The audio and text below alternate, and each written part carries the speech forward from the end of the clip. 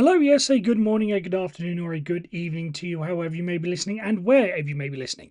This is the latest edition of the Waldron Sports Media NFL podcast, coming to you on a Wednesday this week. I must start off the show by apologising for that. We had a couple of technical issues with the recording last night that meant we basically just had to scrap the whole thing. So it was either that or it was either that or we'd have to put out something. There was a few blurry bits in the middle where I sounded a little bit robotic, so we just had to get rid of that and basically just record it again on Wednesday. But other than that, no big deal. It's pretty much going to be exactly what I was talking about yesterday. I just have to remember exactly what I said, and thankfully I didn't delete the notes that I made. But those are just the technicalities. We need to get on to the actual start of the show, which, as I always like to do every week, is as simple as thanking you very much for tuning in and listening. If you are new, then don't forget you can like and subscribe on whatever podcast platform you are listening on. And then don't forget you can also like and follow us on our other social media platforms. On Twitter, we are at MRB Sport Media. And then on YouTube, Instagram, and TikTok, we are at Baldwin Sport Media. So feel free to give us a follow and a like on any of them. And if you are a returning listener, then as always, thank you very much for your continued support and for making me just a little part of your week. Right, that's the introductions out of the way. So let's go on. We're talking about NFL Week 10 of the 2024 season. But always, we'd like to start with news that happened somewhat off the field and a little bit of an interesting topic to start off with. And this one surrounds Yannick Ngakoue, the defensive lineman now of the New England Patriots. And it's how he got to the Patriots that I really want to talk about first. Because he was released by the Baltimore Ravens. He was put on waivers. And there was a hope amongst them. They obviously needed to um, wiggle their roster around with players coming back and what have you. So their plan was, at least according to various reports, that they were waiving him. They would put him through waivers, and then if he cleared them, they would sign him back to the practice squad. There was obviously some, finagles and loops that need to be jumped through in order for him to get back onto the team. But that's the process they went through. However, before he could get back to the Ravens, he was claimed by the New England Patriots. And the way the waivers works is, a player basically there's a list of players sent through, and then it goes to all the teams in order of what their current draft order is. And the Patriots obviously being very near the bottom, were one of the first teams to be offered to have him offered to him, and they picked him up. So Yannick Ngakoue gets released by the Ravens and goes to the Patriots. Here's my issue, and this is similar to stuff that I've sort of spoken about before when it comes to the draft, is that I don't see the sense of waivers in going to the first, going to the worst team in the league. In a sense, I get the whole equality of the NFL. If a good player gets released for whatever reason, like Yannick Ngakoue was, then it gives the worst teams in the league a chance to go and get them and improve their team. And the NFL is all about equality and giving players. I get that to an extent, and it's the same with the draft. The worst team gets the not necessarily the best players because they don't always work out, but the first choice to what they think will be the best player. But at the end of the day, I still think and I think this is how I worded it with the draft. It's somewhat un-American, if you would, because I made the comparison that basically all through your NFL life, your football life, you basically get a choice of where you go. High school to an extent, if if it's not necessarily your choice, but your parents, if they want to move you to a better school district to play for a better high school team and have a better chance of picking up a scholarship, there is a choice you can move. And then when you go to college, you have a choice. Admittedly, it's somewhat limited if it's a choice of whoever is offering you, but it's a choice. And then when you go to the NFL, you don't get a choice in where you go. If you are one of the best players, if you are the best player, you don't get a say in where you go. Now you can try and finagle it a bit like Eli Manning, but for 99.999% of the draftees, they don't get a say in it. They are told where to go. And then when you hit free agency rather, then you get a choice. Again, it's a choice of whoever is offering you a contract, but it's still a choice. So why do you not get a choice in this sort of situation as well? I just want to know, do you think that waivers are fair in controlling players? Because Yannick Ngakoue had no say in this. He was told by the Ravens, "This is the plan. We're going to put you on waivers, and once you clear, you're going to come onto the practice squad." Which again, I'm assuming he probably would have gone along with because that was the plan. Because he wants to be with a good team. You would imagine, a team that has every chance of making it deep into the playoffs and maybe to the Super Bowl this year. So he'd want to stay with. But now he finds himself on not necessarily the worst team in the league, but one of the rebuilding teams in the league, and he may not be happy about that. Whatever he may say in the media, I haven't seen any quotes, but there will be quotes along the line. Oh, it's a great organization. It's a winning organization. I'm here to help turn things, yada yada yada, all that sort of stuff. At the end of the day, you don't think he would much rather be with a team that's in position to win now, just in any situation? You would, wouldn't you? So again, are waivers fair, and are they a fair way of distributing players around the league? I don't necessarily think that they are. I think that waivers, again, once you cut a player, I think it should literally be a cut and you're done. And then again, you get a choice of where you want to go. And if teams want to pick you up, then they essentially fight and auction off or auction themselves off to try and get you. And if you just want to move to the practice squad, just move them to the practice squad. This is what the flexibility of NFL rosters should be offering. So just on subject of waivers, I don't think that they are fair. But let me know what you think. Again, let me know if you're on YouTube, then let me know in the comments. And again, as I've always said, feel free to reach out with your thoughts on social media with the methods that I mentioned at the start, and I'll mention again once again at the end of the show.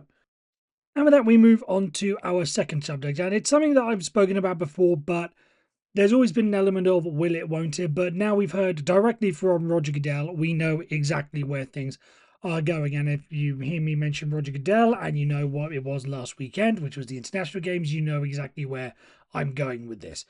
So the international games are here to stay and they are not going away anytime soon. Again, there may be some people who don't necessarily like them. I did see a lot of people joking about how it was some sort of punishment that the crowd in Germany got sent the Panthers and the Giants, two of the worst teams in the league. I mean, they still put on a great show. The game still went to overtime. It's still an interesting game, but just on paper beforehand, not the most appealing or most appetizing, sort of game they could put on. But that was the present. This is talking about the future because Roger Goodell has basically, I'm not going to say let the cat out of the bag, but he's told you exactly what the plans are for international games. And here he was speaking to the NFL Network before the Panthers Giants game. We are definitely going to Spain. We announced that. We expect to return to Mexico City. We expect to return to Brazil. We will certainly be back in the UK, and we're also looking at the potential of another game in the UK area in Ireland, possibly. That's a possibility, and we'll certainly be back here in Germany. So if that totals 8, that's what we're shooting for. I think that has basically told you what the plan is, and they are not, as I said, they are not going to go away with wanting the NFL to be, a consistent part of the NFL schedule. I've spoken about this before. I do believe that within my lifetime, maybe within even the next 10, 15 years, there will come a point where you are basically expecting an NFL international game every single week. I think I was going to. I remember saying it in the first time, barring the first week, because I think the first week should be held, on the American mainland. But then they went and put the Eagles and Packers, in Brazil during week 1 on the opening Friday. So that put that theory out the window. But you will get to a point where from week 2, I believe, I don't think week 1's going to be every single week, but from week 2 to week maybe even 17, shall we say? No, 17 is too close to Christmas. So, but from week 2 to week 16, you are going to get an international game, and it is going to be a permanent fixture on the calendar, on the Sunday schedule rather. You have your 1 o'clock game, you have your 4 o'clock or 4:25, depending on which game you want to tune into. You have your 8:25 game on Sunday Night Football, but you are also going to have the 9:30 a.m. game as well. Now, I don't think it's always going to have to be 9:30, 9:30 a.m. on a Sunday. Just take for example, if the game was to be held in Melbourne, Australia. Again, something they've always talked about. If you had that at 9:30 a.m. or even 9 a.m., just because that's what I'm looking for, 9 a.m. That would be 1:30 in the morning in Melbourne. And sports fans are fanatic. I don't think, especially for the players as well, I don't think anyone is starting a game at 1:30 in the morning, let alone a game of American football in the morning. So you may have to do some wiggle room around that. Maybe you'd have to make it so that it's Monday evening in Australia. Again, I'll just look at the time frame here. So an 8 p.m. game, your usual standard game on Sunday night is 12 p.m. in Australia. That seems more reasonable. Again, you make it to half 8 p.m. That makes it 12:30. That seems more reasonable, but you'd probably have to put that maybe on the Saturday during one of the weekends when college football isn't around. So you'd want to, because you can't have the NFL games on Saturday until college football season's over. So there will be ways around it. But again, the point still stands. There will be an international window every single week of the season from week 2 until week 16, 17. I think that is absolutely what's coming. And the only real question is, what other markets are there for the NFL to go to? Now, you look at what Roger Goodell listed off there. You've got, mainland Europe basically covered. I expect them to at least consider the idea of putting a game in France, in Paris, at the Stade de France. I absolutely believe that's going to be a possibility. Ireland is coming on the way. I've seen them mention, it's been mentioned like Stockholm in Sweden or Copenhagen in Denmark. The Vikings have a this isn't me playing to stereotypes, by the way. This is going off what the teams have their marketing as. In the Nordic countries, the Vikings have their international fan markings in there, so you'd want to give a game to there. That's Europe. You've got Central America covered with Mexico City, South America with Brazil. There is going to be Australia's been mentioned, so that's Oceania as well. There will come a time where I think China is back on the agenda, Japan as well, because they've played games over there in the past. The next step is obviously maybe Africa. Maybe they're going to go to South Africa to play a game. Yeah, there is no stopping. I think this is what Roger Goodell, I think, wants his legacy to be. Whenever you think of what Roger Goodell did for the NFL, I reckon, again, this is just my personal thoughts. I think he's doing this so that his legacy, and the first thing that you mentioned about Roger Goodell, will be he made the game global. He brought the game, billions and billions of dollars by using these international games and expanding the market, so that you don't immediately think, Deflategate, or was he was there for Spygate? Yeah, he was there for the for the meter Spygate as well, or the concussions or the domestic violence issues that have been going on around the NFL. When people think of Roger Goodell, they want to think, or he will want them to think of, the international games. I personally think that's why he's doing it. That's what he wants his baby and his legacy to be.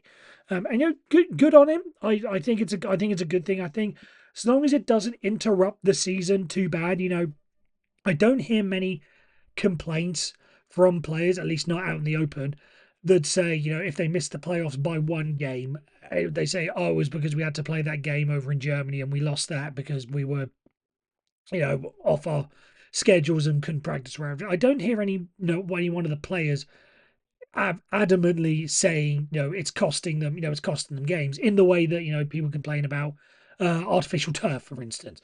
So I think as long as the players are okay with it and it's not interrupting the season too bad, and it's giving us, in effect, more football, another game to watch at 9:30 on a Sunday morning, then I think they're going to keep doing it.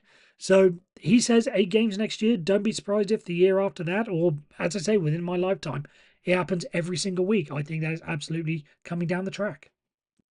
And with that, we move on to our next area, and this is where I do my whip around the league and just give you a brief thought on just a couple of headlines that I caught, and just give you my thoughts on them. We shall start with the undefeated Kansas City Chiefs, and what I was saying last week about how I don't think there's really going to be anything to stop them.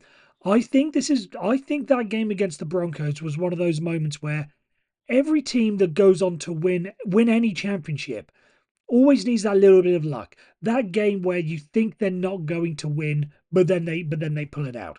Whether it be through some crazy play, or a mistake by the officials. You think, oh, this is it, they're finally going to lose, or this is the moment that they finally falter, and then they don't. I think that game against the Broncos on Sunday might have been that for the Chiefs, because they were not at their best, and they were in position to lose that game. But what happened? A blocked field goal. That is one of those moments where I say, this isn't anything to do with like the player talent or whatever, but just that that luck is on their side. I know people have made jokes on social media about the Taylor Swift curse and the Taylor Swift voodoo and whatever, and wanting, and the NFL wanting the Chiefs to win 3 in a row and all that stuff. I don't necessarily believe that, but just on an element of everyone needs a little bit of luck, I think that was the luck that the Kansas City Chiefs were looking for and they got it. So yeah, it's again. I look at their schedule. I don't see if they get past the Bills this weekend. I think they're going undefeated. I think that is they're going to be their biggest test. If I'm being brutally honest, and I know, and I've said this before, this is even as a Steelers fan, knowing they have to come to us on Christmas Day. I think the Bills are a tougher test, and if they get through that, I don't see anyone stopping them. This next one, I haven't wrote this down in any particular order of like importance. This is literally just the order in which I wrote them down on my notepad. So we'll go into that. Jaguars losing the game on an unsportsmanlike conduct penalty. Now, the Jaguars are not a good team, which for anyone growing up, who grew up in watching the football the time I did, that's not necessarily an outlandish statement. I know they were good in the late '90s to early 2000s under Jack Del Rio and Tom Coughlin, but most of my lifetime they've been a bad team. This year they're also a bad team, but to lose on an unsportsmanlike conduct penalty, I think that is something you have to blame the coach on. I think that is something that falls directly on Doug Peterson, because that is something where you do not have control of your team, and that just leads me to further believe that I think he's done at the end of the season. Again, record aside, I think when you look at what he has done with the team, again, started off well, thought he was going to be the quarterback whisperer to help Trevor Lawrence get to that next level. Then it's sort of all gone downhill from there. So I just think this is just another, not necessarily nail in the coffin. It's not the final nail in the coffin, but it is one nail in the coffin that just tells me that Doug Peterson is not going to last the season with Jacksonville. And whether or not they decide to fire him in a couple of weeks, or if they decide to move on at the end of the season, I think that's a totally different discussion. But I think the writing is on the wall, and Doug Peterson is on his way out to the Jaguars, and this is just another thing that shows he doesn't really have control of the players, and that's really what should do it for that. Moving on, though, again, one of the bigger stories of the week: Jerry Jones's comments about the sun and how it impacted, or how it can impact the play. Now, it didn't necessarily impact the Cowboys on the weekend because of they weren't winning the game anyway. When you lose 34-6, you can't put the blame on one play that went down to the back. That's just bad. That was even if you give them the play, what are they going to lose? 34-13. I don't buy it. But it is one of those things that it is going to be seen as something to beat Jerry Jones with. Of, are you really all in? No, that was his comment in the offseason. Are you really all in, but you're not doing even these little things in order to make your team, in order to make your team even better? That's the question. Again, how much has it affected them? I haven't seen every single Dallas Cowboys game over the past however many years it's been. Must be coming up to 15 years or so since they moved into AT&T Stadium. But I guarantee you that it's affected players on more than one play. This cannot be the first time that it has happened. But when you are a team that is on the rocks and not looking if you're going to go anywhere, it is going to be used as something to say, look, could you just sort this out? How badly run is this franchise if they can't even work out that there's going to be sunlight, on any given day? So it's a funny story. It's it's not that serious, but it is something that I think could really stick with the Cowboys for the rest of the season, and maybe even going forward if they continue if they don't fix it. Moving on, sticking with the Cowboys, news that Dak Prescott is set to undergo season-ending hamstring surgery. This goes back to what I was saying a couple of weeks ago, that I think that does put Mike McCarthy, I think that finishes him, because I don't see them being able to turn it around without Dak Prescott as their quarterback. So he was really their his last hope. They're not going to make the playoffs. They're not going to do anything good. That is going to be the reason that Mike McCarthy, will be given the heave by Jerry Jones, and Dak Prescott's injury basically cost him his job.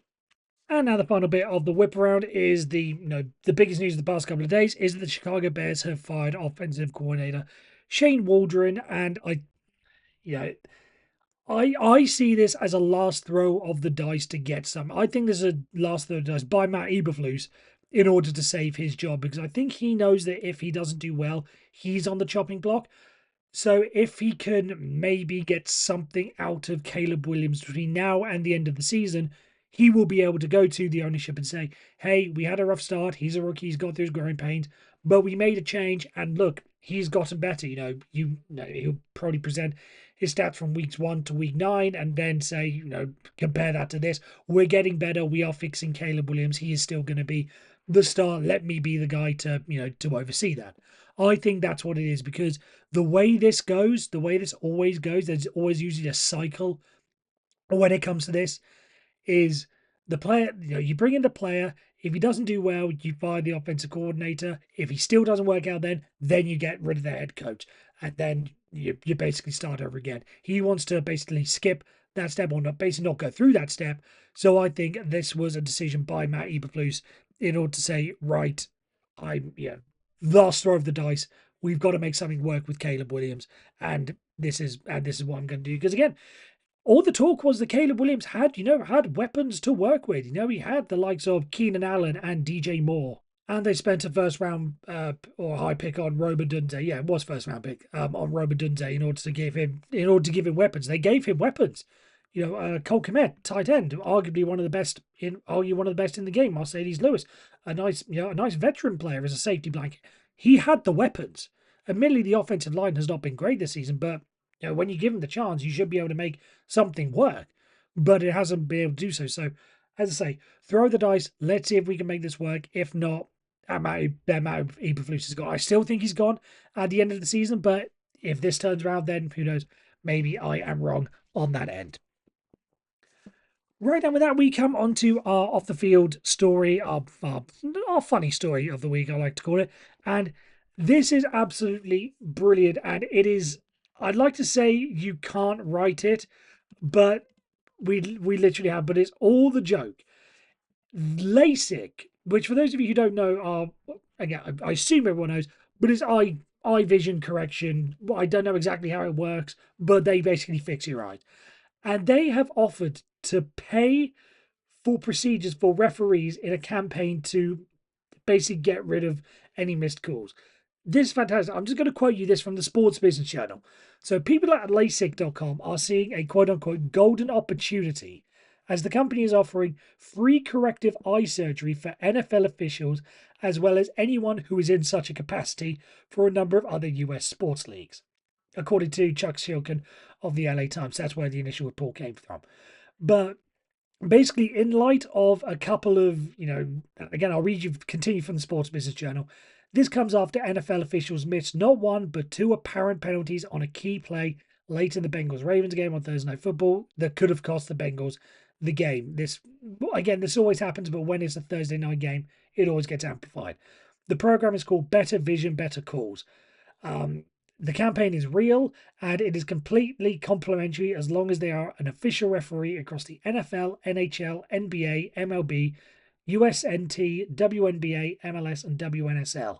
So, and that quote comes from LASIK marketing director Eddie Gilfillan. I'd like to say, maybe I should get LASIK to be able to read that better.